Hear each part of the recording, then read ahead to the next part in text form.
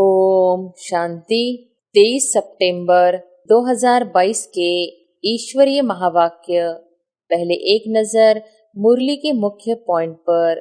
बाबा ने कहा, पुरानी दुनिया रावण राज्य है, तो जीव जंतु नाग बलाएं सब नुकसान करने वाले हैं। यहाँ कितने भी बड़े बड़े मकान 40 मंजिल के भी बनाते तो भी स्वर्ग के आगे तो कुछ भी नहीं है। आत्मा और परमात्मा का रूप क्या है? कहते भी हैं कि आत्मा स्टार भ्रकुटी के बीच रहती है, परमात्मा भी स्टार है, परंतु तुम भूल जाते हो। जब शिव बाबा को याद करते हो तो बुद्धि में यह आना चाहिए कि बाबा स्टार है, उनमें सारा ज्ञान है, वह सत्य है, चैतन्य है। और फिर बाबा ने कहा, जब तक बाप नहीं आते हैं तब तक आत्मा जो संकल्प करती है वह विकल्प ही बनता है। भले भगवान को याद करते हैं, परंतु राइट है व रॉन्ग है यह भी समझते नहीं है। अब बाप द्वारा बुद्धि को अकल मिली है, रॉन्ग काम करने लिए मना है, कर्मेंद्रियों से विकर्म करना मना है। बुद्धि कहती है ईश्वर सर्वव्यापी नहीं है। अब बुद्धि को राइट पथ मिला है। और लास्ट में बाबा ने कहा, तुथ एक बाप को ही कहा जाता है, वह जो सुनाते हैं सब सत्य सच बोलते हैं, सचखंड स्थापन करते हैं। बाप कहते हैं धारणा नहीं होती है तो बाप और वर्षे को याद करो, दुग्धाम को भूल जाओ। ब्राह्मण खिलाते हैं, यह भी पतित को खिलाते हैं ना। पतित को खिलाने से कोई पुण्य थोड़ी ही होगा। मैं तुमको स्वर्ग का मालिक बनाने आया हूँ, तुम नरक के मालिक बनाने वाले को भूलते नहीं हो और मुझ बाप को भूल जाते हो। और अब सुनते हैं महावाक्यों को विस्तार से। मुरली का सार। मीठे बच्चे, बाप द्वारा तुम्हें राइट पथ सच्चा रास्ता मिला है, इसलिए कोई भी उल्टे कर्म व विकर्म नहीं करने हैं। प्रश्न है, इस समय मनुष्य जो भी संकल्प करते हैं वह विकल्प ही बनता है, क्यों? उत्तर है, क्योंकि बुद्धि में राइट और रॉन्ग की समझ नहीं है। माया ने बुद्धि को ताला लगा दिया है। बाप जब तक न आए, सत्य पहचान न दे, तब तक हर संकल्प विकल्प ही होता है। माया के राज्य में भले भगवान को याद करने का संकल्प करते हैं, परंतु यथार्थ पहचानते नहीं हैं, इसलिए वह भी रॉन्ग हो जाता है। यह सब समझने की बहुत महीन बातें हैं। गीत है ओम नमः शिवाय। ओम शांति। मीठे मीठे बच्चों ने गीत सुना। गीत का अर्थ यथार्थ बुद्धि में आया। वह जो गाते हैं उनका अर्थ नहीं जानते। तुम प्रैक्टिकल अर्थ भी जानते हो और पुरुषार्थ भी कर रहे हो बाप द्वारा, क्योंकि अब सम्मुख सहायक है। सहायक बनते तब है जब भारी भीड़ आती है। तुम बच्चे जानते हो गुप्त रीति सहायक है सब मनुष्य मात्र का, बल्कि जो भी इस पुरानी दुनिया में है। अनेक प्रकार की योनियां भी है ना, अनेक प्रकार के जानवर है। सतयुग में तो कोई अशुद्ध चीज जानवर आदि नहीं होंगे। यह ड्रामा बना हुआ है। साहूकार के पास मकान फर्नीचर आदि जरूर ऊंचे होंगे, गरीब के पास क्या होगा यह तुम समझते हो ना। अभी भी पुरानी दुनिया रावण राज्य है, तो जीव जंतु नाग बलाएं सब नुकसान करने वाले हैं। जैसे मनुष्य तमोप्रधान, वैसे उनकी सामग्री भी तमोप्रधान। भले यहाँ कितने भी बड़े बड़े मकान 40 मंजिल के भी बनाते तो भी स्वर्ग के आगे तो कुछ भी नहीं है। यह अब बनते हैं विनाश के लिए। तुम बच्चे जानते हो बाबा आया हुआ है। पहले नंबर में बाबा आत्मा और परमात्मा का भेद समझाते हैं। मनुष्य न तो आत्मा को और न परमात्मा को ही जानते हैं। तुम बच्चों ने जान लिया है आत्मा और परमात्मा का रूप क्या है। मंदिरों में पूजा होती है। बनारस में बड़ा लिंग रखा हुआ है, उनकी सब पूजा करते हैं। कहते भी हैं कि आत्मा स्टार भ्रुकुटी के बीच रहती है। अब भ्रुकुटी के बीच बड़ी चीज हो तो ट्यूमर हो जाए, यह समझने की बातें हैं। परमात्मा भी स्टार है, परंतु तुम भूल जाते हो। जब शिव बाबा को याद करते हो तो बुद्धि में यह आना चाहिए कि बाबा स्टार है, उनमें सारा ज्ञान है, वह सत्य है, चैतन्य है, उनमें ही बुद्धि भी है। मन अलग चीज है, बुद्धि अलग चीज है। मन को तूफान आते हैं, सतयुग में कोई तूफान आदि आते नहीं हैं। यहाँ संकल्प विकल्प चलते हैं। इस समय जो भी मनुष्य संकल्प उठाते हैं वह विकल्प बनता है। इन बातों को अच्छी रीति समझना है। वह हो गई सहज बात। सुखधाम शांतिधाम को याद करो, यह फिर सूक्ष्म समझानी दी जाती है। आत्मा इतनी जो सूक्ष्म है वह सत्य है, चैतन्य है। आत्मा जब गर्भ में प्रवेश करती है तभी चुरपुर होती है। यूं तो 5 तत्वों में भी कुछ चैतन्यता है, तब तो बढ़ते हैं, परंतु उनमें मन बुद्धि नहीं है। उन चीजों में संकल्प आदि की बात नहीं।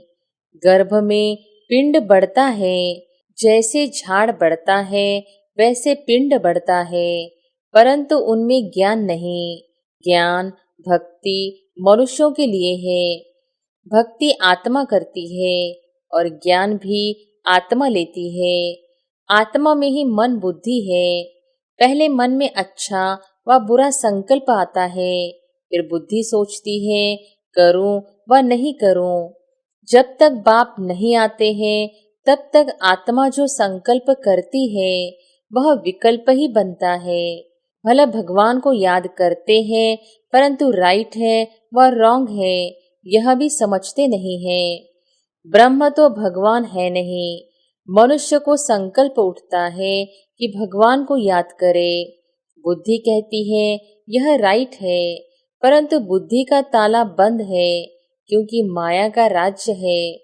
भक्ति जो करते हैं वह रॉन्ग करते हैं। कृष्ण की भक्ति करते हैं, पहचान कुछ भी नहीं। जो कुछ करते हैं अनराइटियस। अब बाप द्वारा बुद्धि को अकल मिली है। रॉन्ग काम करने लिए मना है। कर्मेंद्रियों से विकर्म करना मना है। बुद्धि कहती है ईश्वर सर्वव्यापी नहीं है।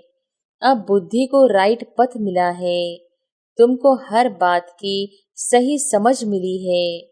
आगे जो कुछ करते थे वह रॉन्ग ही करते थे। भक्ति भी अनराइटियस करते थे। शिव की भक्ति करते हैं, बड़ा लिंग बनाते हैं, परंतु इतना बड़ा शिव बाबा थोड़े ही है। अब तुम्हारी बुद्धि का ताला खुला है, तब समझते हो सब अनराइटियस है ही झूठी दुनिया। सतयुग है सच्ची दुनिया। उसकी स्थापना किसने की? ट्रुथ एक बाप को ही कहा जाता है। वह जो सुनाते हैं सब सत्य, सच बोलते हैं, सचखंड स्थापन करते हैं।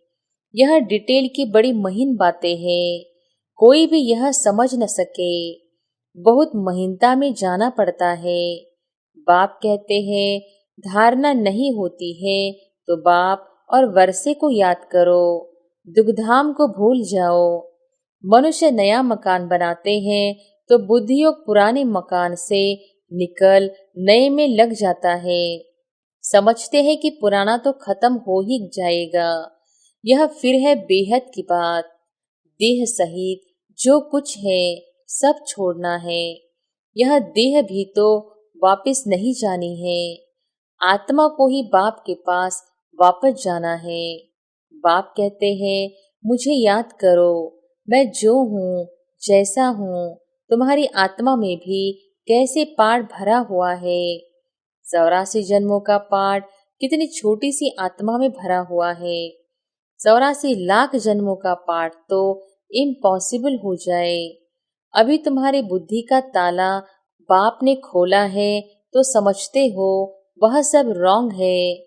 इतनी छोटी सी आत्मा में 84 जन्मों का पाठ है। बाप राइट बात बताते हैं। बाप बच्चों से ही बात करते हैं। नॉलेजफुल है ना। कहते हैं यह आईसीएस पढ़ा हुआ है। आत्मा ही पढ़ती है इन ऑर्गन्स द्वारा।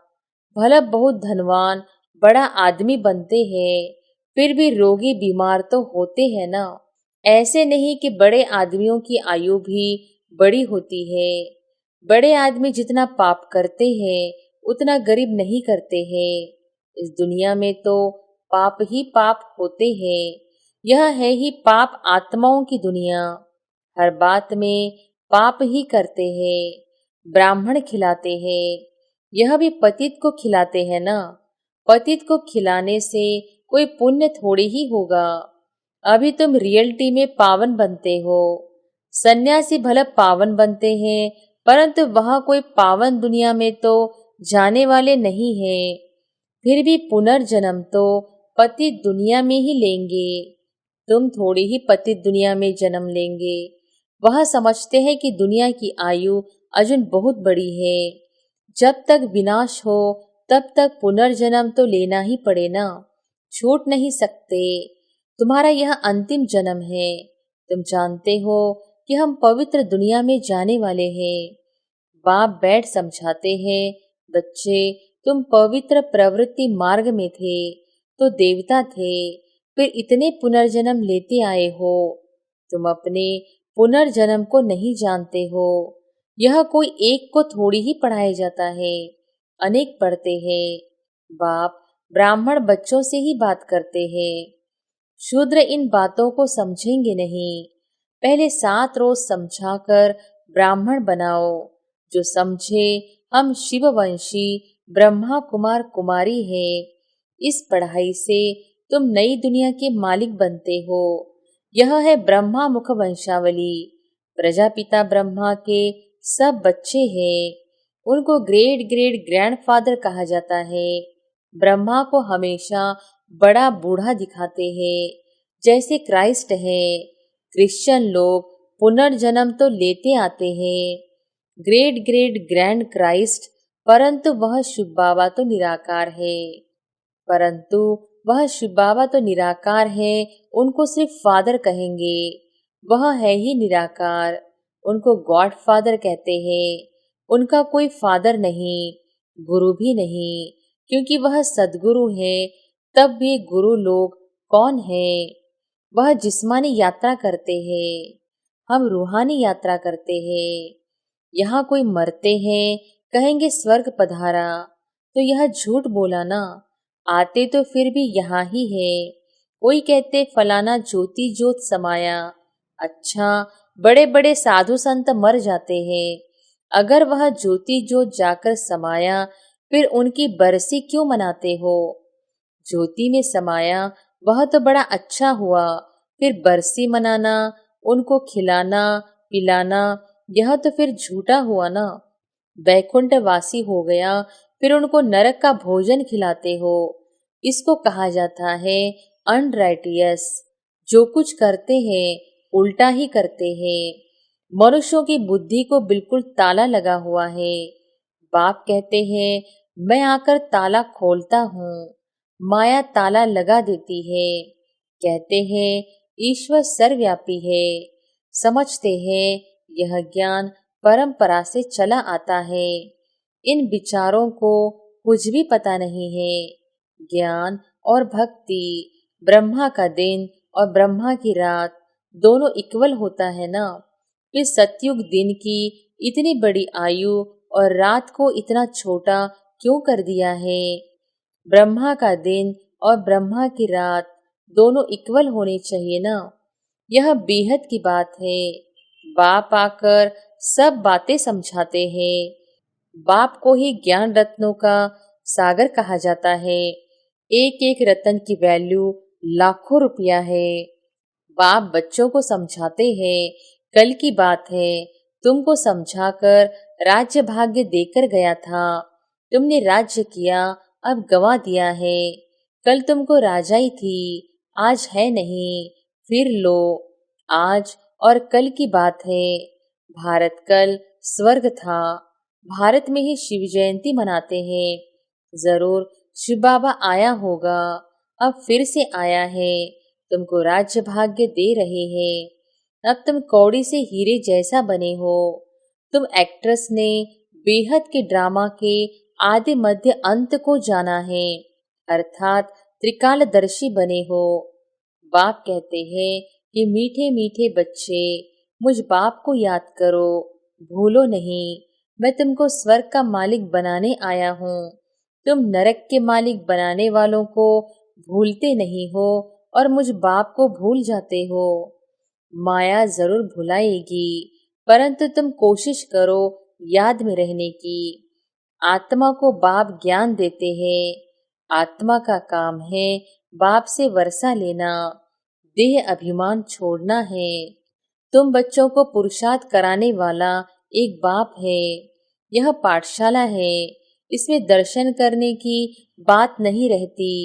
प्रिंसिपल का दर्शन करना होता है क्या? यह तो समझने की बात है।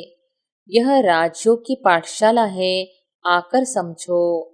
पहले पहले समझानी देनी है एक बाप की, तब तक आगे बढ़ना ही नहीं है। बाप की समझानी दे, फिर लिखवा लेना चाहिए। निश्चय बैठ जाए कि शिव बाबा से बेहद का वर्षा मिलता है, तो ऐसे बाप से मिलने बिगर रह न सके। त्रिमूर्ति शिव कहा जाता है। ब्रह्मा विष्णु शंकर को रचने वाला शिव। प्रजापिता जरूर ब्रह्मा को ही कहेंगे, विष्णु व शंकर को नहीं कहेंगे। प्रजापिता ब्रह्मा द्वारा विष्णुपुरी की स्थापना होती है। जगत पिता और यह जगत अम्बा, फिर लक्ष्मी नारायण जाकर बनते हैं। उनके बच्चे वारिस बनते हैं। बाकी त्रिमूर्ति ब्रह्मा का तो अर्थ ही नहीं निकलता। इनमें बाप ने प्रवेश किया है, इनकी आत्मा को बाप पवित्र बनाते हैं। अच्छा, मीठे मीठे सिकिलधे बच्चों प्रति माता पिता बाप दादा का याद प्यार और गुड मॉर्निंग। रूहानी बाप की रूहानी बच्चों को नमस्ते। धारणा के लिए मुख्य सार। पहली पॉइंट, बाप ने बुद्धि का ताला खोला है, इसलिए कर्मेंद्रियों से कोई भी रॉन्ग कर्म नहीं करना है। ध्यान रखना है कोई भी संकल्प विकल्प का रूप न ले ले। दूसरी पॉइंट, अब वापस घर चलना है, इसलिए इस देह को भी भूलना है। दुखधाम से बुद्धियोग निकाल बाप और वर्षे को याद करना है। वरदान है, व्यर्थ की अपवित्रता को समाप्त कर संपूर्ण स्वच्छ बनने वाले होली हंस भव। व्यर्थ की अपवित्रता को समाप्त कर संपूर्ण स्वच्छ बनने वाले होली हंस भव। होली हंस की विशेषता है सदा ज्ञान रत्न चुगना और निर्णय शक्ति द्वारा दूध पानी को अलग करना, अर्थात व्यर्थ और समर्थ का निर्णय करना। होली हंस अर्थात सदा स्वच्छ। स्वच्छता अर्थात पवित्रता, कभी भी मैलेपन का असर न हो। व्यर्थ की अपवित्रता भी नहीं। अगर व्यर्थ भी है तो संपूर्ण स्वच्छ नहीं कहेंगे। हर समय बुद्धि में ज्ञान रतन चलते रहे, ज्ञान का मनन चलता रहे तो व्यर्थ नहीं चलेगा। इसको कहा जाता है रतन चुगना। स्लोगन है, नाव और खिवैया मजबूत हो तो तूफान भी तोहफा बन जाते हैं। नाव और खिवैया मजबूत हो तो तूफान भी तोहफा बन जाते हैं। अच्छा, ओम शांति।